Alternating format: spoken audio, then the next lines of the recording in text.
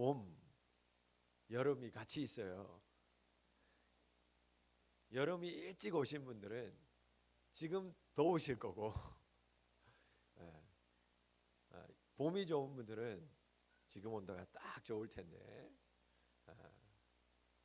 어떤 분들은 에어컨 왜 안 크나 막 이런 분들도 계실 거고 어떤 분들은 벌써 지금 그런 시절인 것 같아요. 여러분 우리 신앙이 계절에 따라서 또 화려해지기도 하고 또 열매 맺어지기도 하고 우리의 색깔이 늘 하나님 보시기에 가장 좋은 계절에 가장 좋은 빛깔을 내는데 우리 하나님 앞에서 그런 좋은 빛깔을 내는 하나님 기뻐하는 빛깔을 내는 우리 믿음의 성도님들이 되었으면 좋겠습니다. 한 번 더 인사할까요? 당신이 가장 아름답습니다.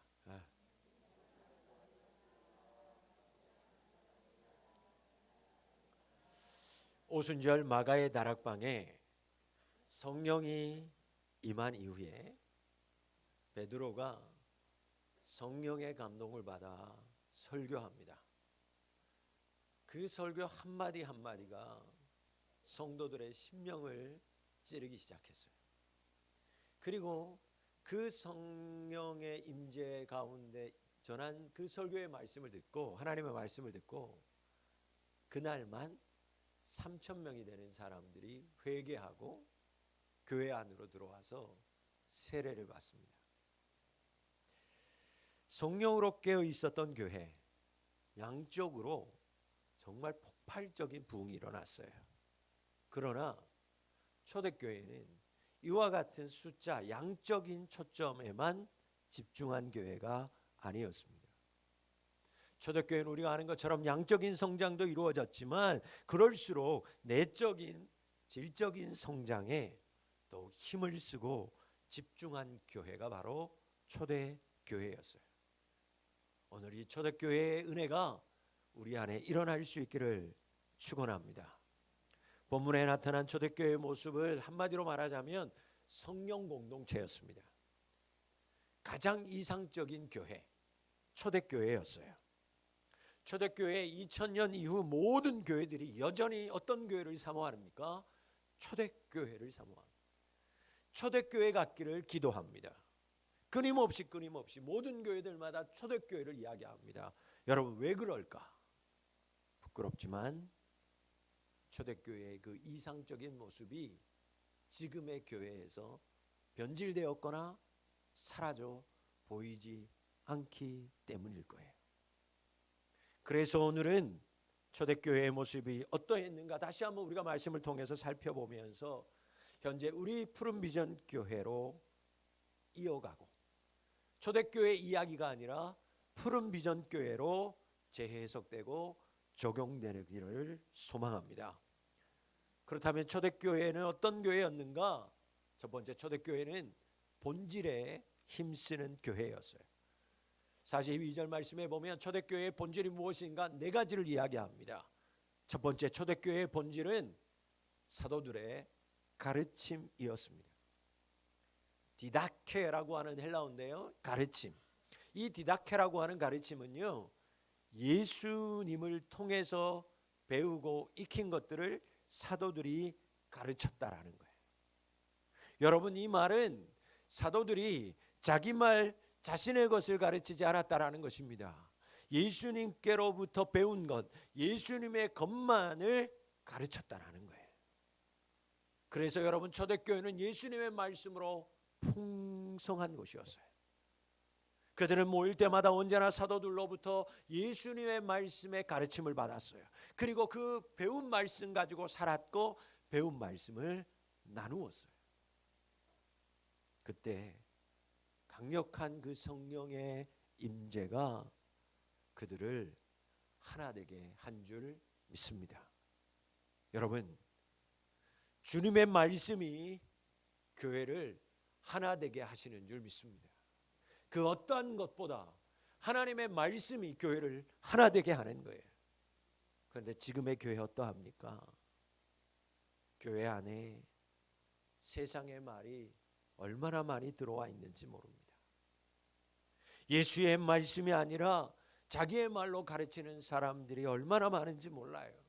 여러분, 그들의 말 얼마든지 감동받을 수 있고 감동 줄 수 있어요. 그러나 사람의 말이, 세상의 말이 교회 안에 들려지면 들려질수록, 그 말이 강해질수록 여러분, 성령은 역사하지 않습니다.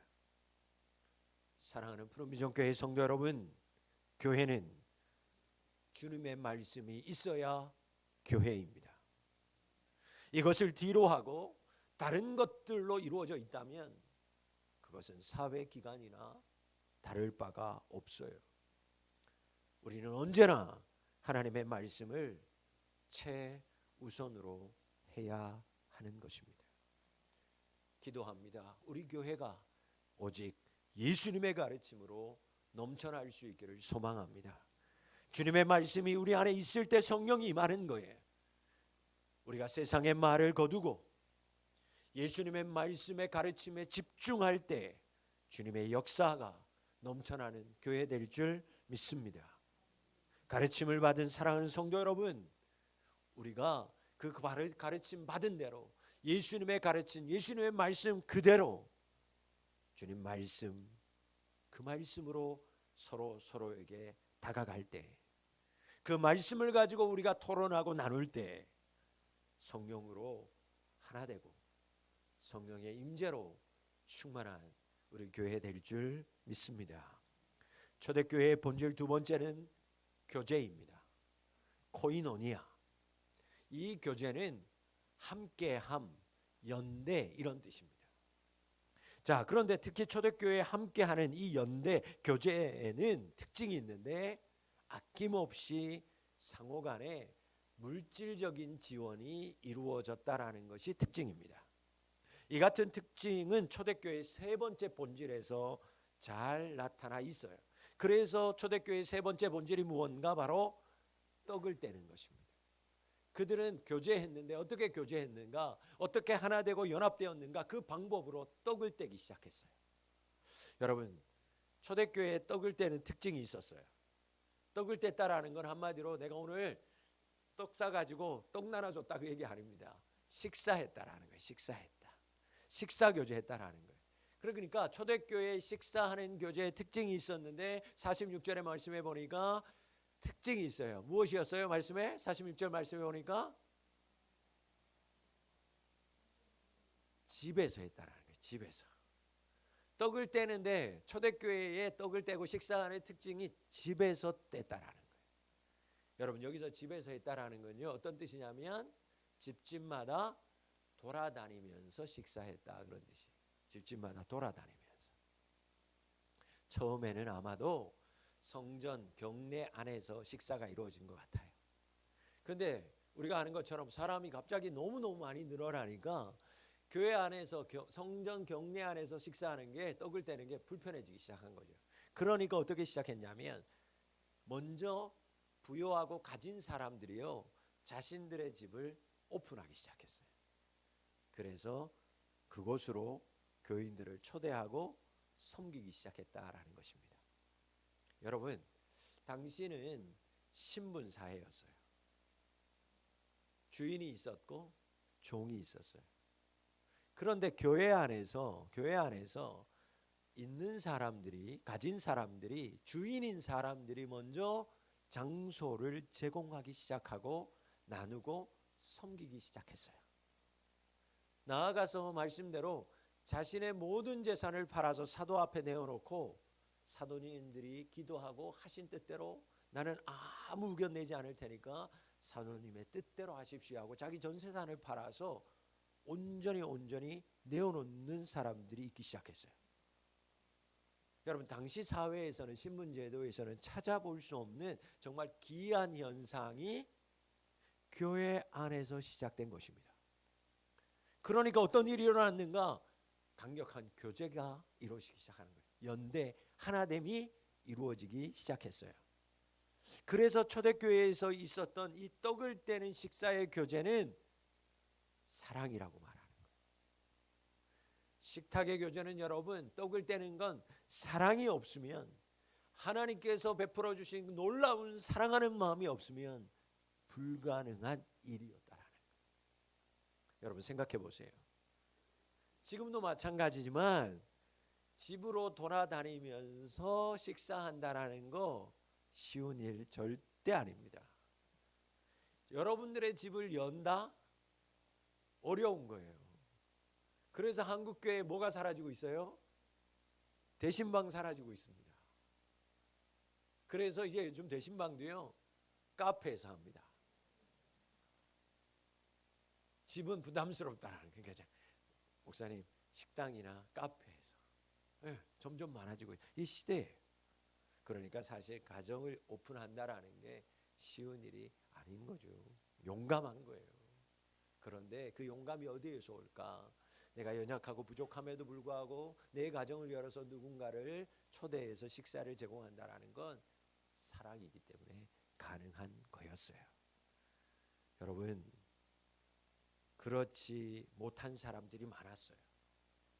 그런데 가진 사람들이 그 시대에 주인이라고 말할 수 있는 가진 사람들, 그 사람들이 가지지 못한 사람을 자기의 집으로 들인다, 정말 어려운 결정이었습니다. 가진 사람들끼리의 소리가 얼마나 자기에게 들려왔겠어요. 네가 지금 무슨 꼴이냐.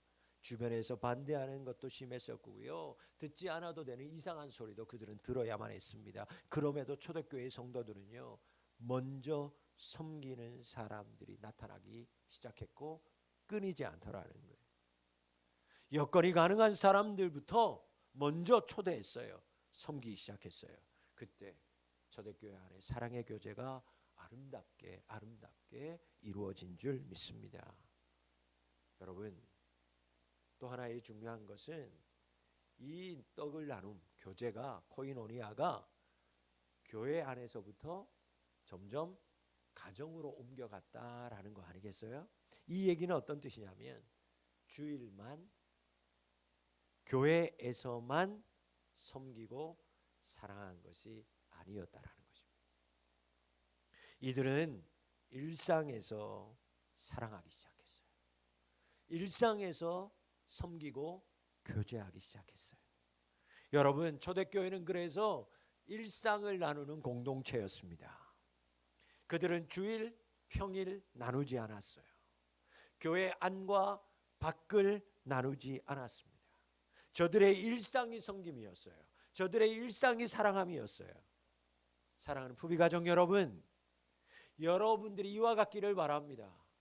교회 안과 교회 밖, 주일과 평일이 다르면 안 됩니다. 여러분, 세상에서는 정말 열심히 해. 근데 교회 와서는 안 해. 그러면 안 되는 거예요. 교회에서는 열심히 해. 교회에서는 열심히 사랑해. 근데 집에 가면, 또 세상에 가면 안 해. 안 되는 거예요.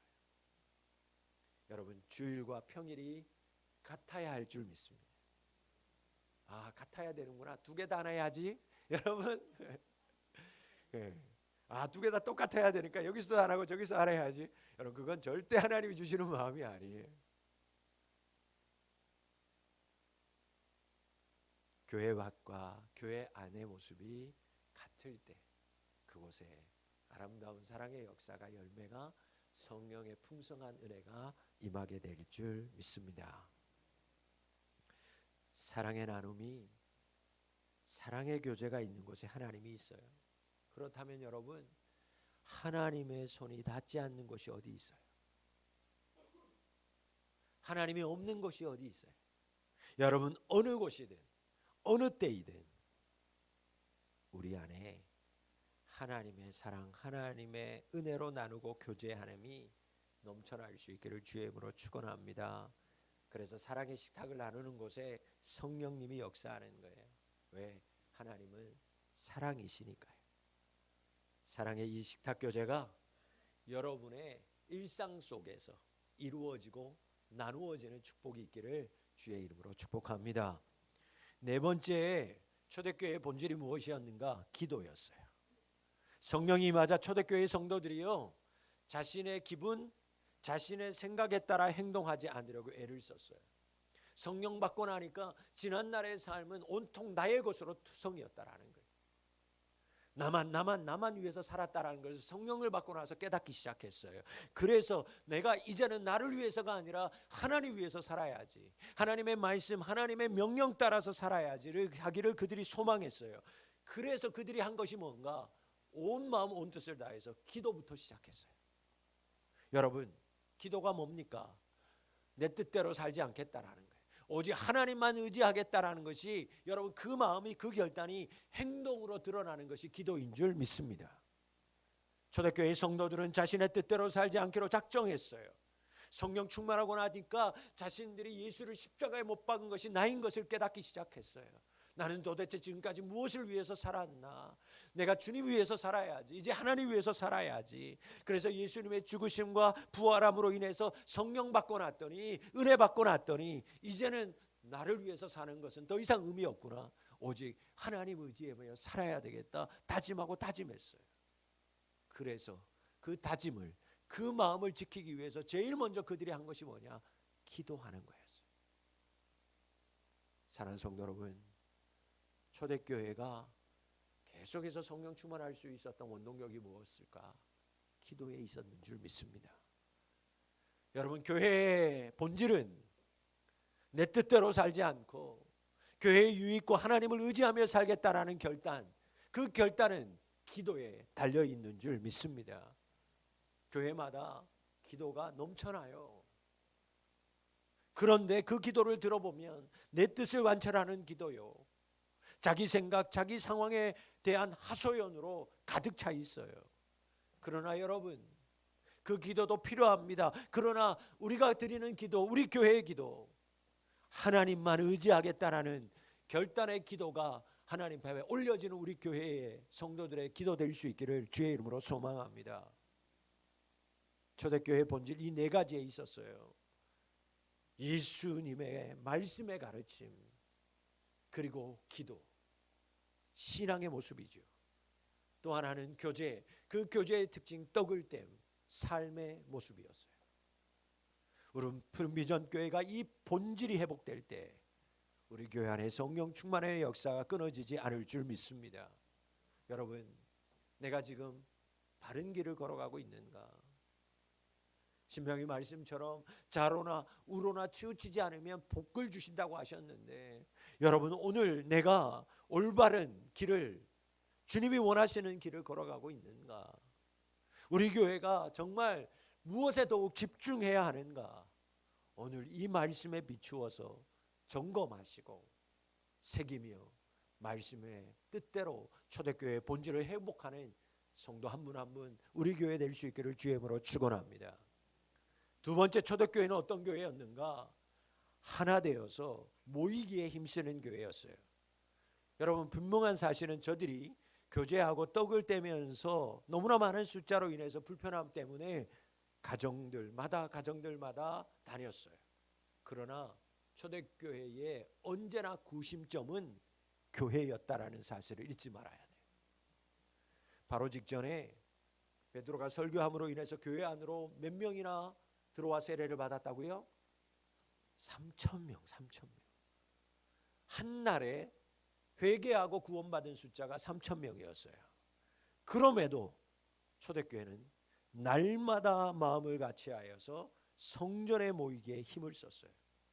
제가 이 말씀을 묵상하면서 귀한 은혜를 받았어요. 그리고 또 스스로에게 도전했어요. 여러분, 3,000이었어요. 한 사람도 귀한데 하루에 교회 안으로 내가 죄인입니다, 나를 용서해 주세요, 세례받고자 들어오는 사람이 3,000명이었어요. 여러분, 그렇게 3,000명의 사람들이 들어오면, 여러분, 저 같은 이 조그만한 사람은요, 저 같은 사람은 3,000명이 만약 우리 교회 하루에 등록하면 뭐부터 생각할까? 저 사람 뭐 하던 사람일까? 와, 저 사람 등록했는데, 와, 저 사람 도대체 어떤 사람일까? 저 사람은 좀 교회에 덕이 되고 보탬이 될 사람일까? 야, 이번 주에도 3,000이면 다음 주에도 3,000 오면 교회부터 어떻게 정리를 하고 교회부터 지어볼까? 그런데 놀라운 사실은 초대교회는 그 사람에게 집중하지 않더라는 거예요. 숫자에 집중하지 않았어요. 끝까지 하나님에게만 집중하더라는 것입니다. 성전에 모이게 힘썼다라는 건 사람이 아니라 하나님에게 집중했다라는 의미예요. 또한 이 말씀을 보면서 도전받은 것은 저들은 교회로 온 그 수많은 사람들을 무리로 보지 않았습니다. 숫자로 카운트하지 않았어요. 초대교회는 한 영혼 한 영혼을 귀히 여기는 교회였어요. 이런 마음이 있었기 때문에 수천의 사람들이 모임에도 불구하고 성전에 모이는 것에 더욱 힘을 쓰기 시작하더라는 것입니다. 여러분, 교회가 저들을 무리로 모았다면, 숫자로 모았다면 하루에 3,000이면 충분한 거예요. 말씀처럼 더 모이려고 힘쓰지 않아도 될 것입니다. 그러나 초대교회는 한 영혼에게 집중하고 한 영혼을 천하보다 귀히 여기며 한 영혼을 사랑하는 교회였어요. 그런 성령의 공동체였기 때문에 하나님 앞에 집중하고자 인원이 많아지면 많아질수록 오히려 모이기에 힘을 쓰더라는 것입니다. 예수님의 말씀 땅끝까지 이르러 내 증인이 되라고 하신 그 말씀을 저들은 마음에 새기면서 순종하려고 부단히 애쓰고 노력했어요. 그래서 숫자에 상관없이 그들은 날마다 성전에 모여 하나님을 바라보기 시작하고 한 영혼을 품기 시작했어요. 사랑하는 성도 여러분, 초대교회는 하나 되어 모이기에 힘쓰는 공동체였어요. 우리 푸른비전 교회가 사람이 아닌 더욱 하나님에게 집중하는 교회 될 수 있기를 소망합니다. 우리 푸른비전 교회가 숫자가 아니라 한 영혼 한 영혼을 더욱 귀히 여기는 하나님이 기뻐하시는 하나님의 마음을 품고 있는 교회 될 수 있기를 기도합니다. 이런 믿음을 가지고 우리 성도들 모두가 나 하나쯤이가 아니라 하나 되어서 성전에 모이기에 힘쓸 때 성령 충만한 역사가 이 교회 안에서 떠나지 않게 될 줄 믿습니다. 세 번째로 초대교회는 칭찬받는 교회였어요. 초대교회는 성령의 충만함을 받은 이후에 무엇하기 시작했는가? 신자답게 살았어요. 성도답게 살았어요. 그 말이 뭡니까? 세상과 구별된 삶을 살았다. 그래서 초대교회는 구별된 삶, 거룩한 공동체였어요. 성도 밖으로 불러내었다라는 뜻입니다. 섞여 있었어요. 세상과 구별 없이 죄악 가운데 함께 살았어요. 그러나 밖으로 불러내었다, 구별되었다. 그걸 신자, 성도라고 하는 거예요. 여러분, 저들은 우리가 지금까지 살펴본 대로 교회 안에서뿐만 아니라 주일뿐만 아니라 교회 밖 평일 삶의 자리에서도 두루 다니면서 구별된 삶을 살았고 사랑을 섬기면서 살았어요.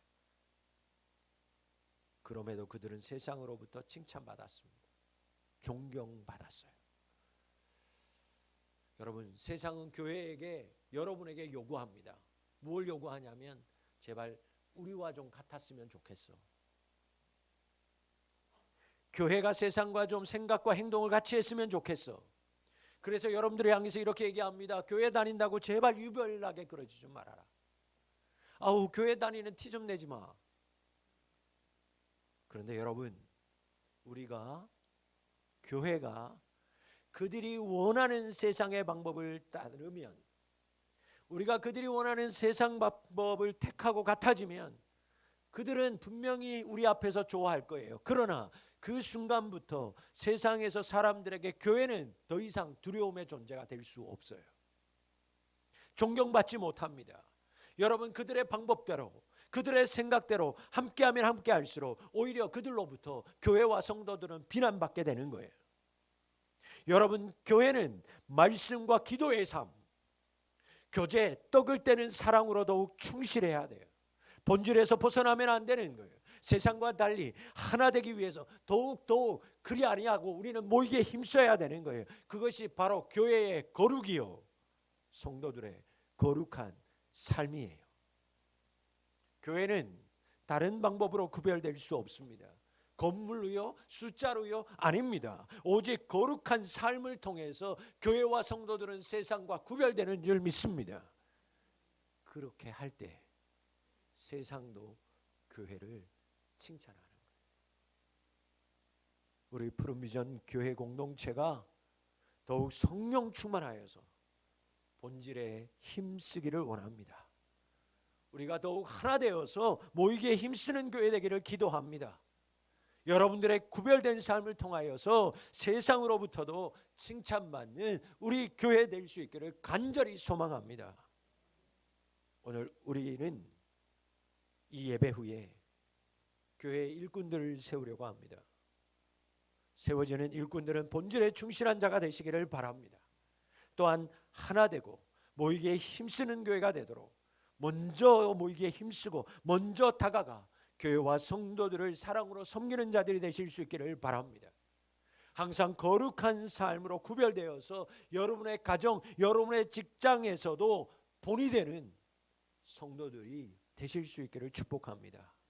그래서 우리 푸른비전 교회가 일꾼들을 통해 우리 함께하는 성도들을 통해 더욱 이 지역에서뿐만 아니라 인근 각처로부터 칭찬과 존경받는 교회 될 수 있기를 간절히 소망합니다. 기도하겠습니다. 하나님 아버지, 푸른비전 교회가 초대 교회 같기를 원합니다.